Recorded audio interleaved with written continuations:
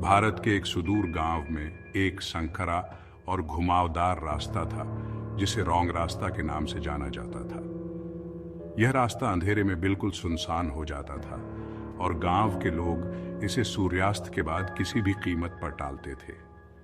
इस रास्ते के बारे में अनगिनत डरावनी कहानियां सुनाई जाती थीं, जिनमें कहा जाता था कि जो भी इस रास्ते पर चला जाता है वह वापस नहीं लौटता। रवि एक युवा और साहसी यात्री था जो गांव-गांव घूमकर नई जगहों की खोज करता था।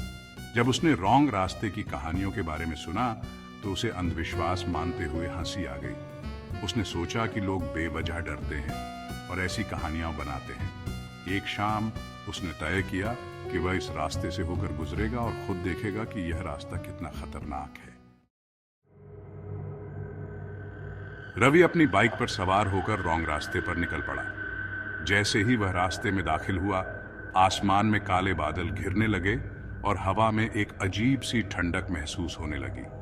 रास्ते के दोनों ओर घने पेड़ थे जो हवा में सरसराते हुए और भी डरावने लग रहे थे।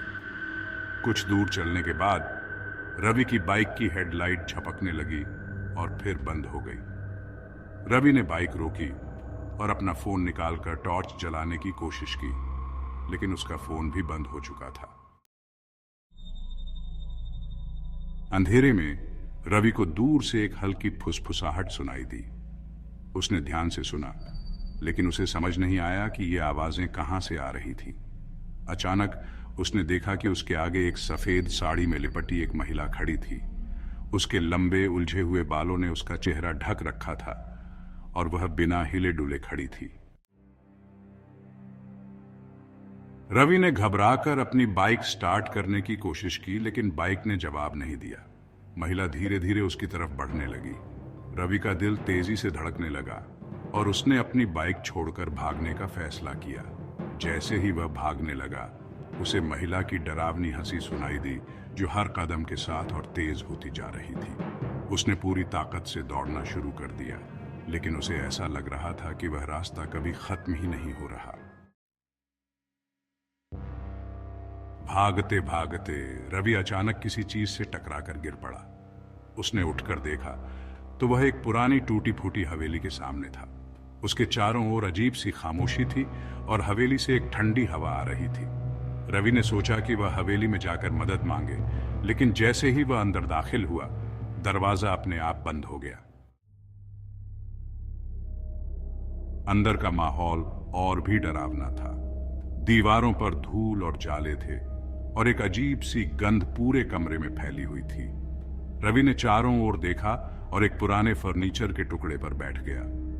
अचानक उसे लगा कि कोई उसके पीछे खड़ा है। उसने मुड़कर देखा तो वही सफेद साड़ी वाली महिला उसके सामने थी।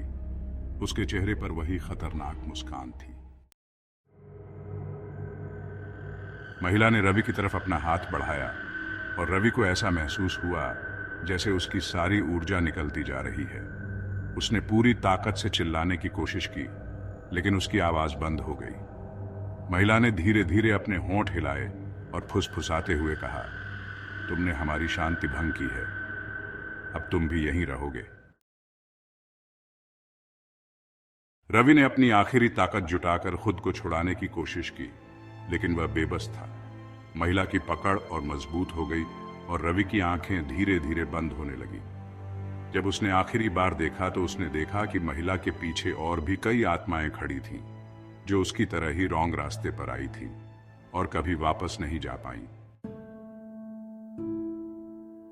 अगली सुबह गांव के लोग रवि को खोजने के लिए निकले, लेकिन उन्हें उसकी बाइक और उसके फोन के अलावा कुछ नहीं मिला। उन्होंने उसे ढूंढने की बहुत कोशिश की, लेकिन रवि का कोई सुराग नहीं मिला। गांव के बुजुर्गों ने फिर से लोगों को चेतावनी दी कि रॉन्ग रास्ते पर कभी ना जाए, क्योंकि जो भी वहां जाता है वह वापस नहीं लौटता।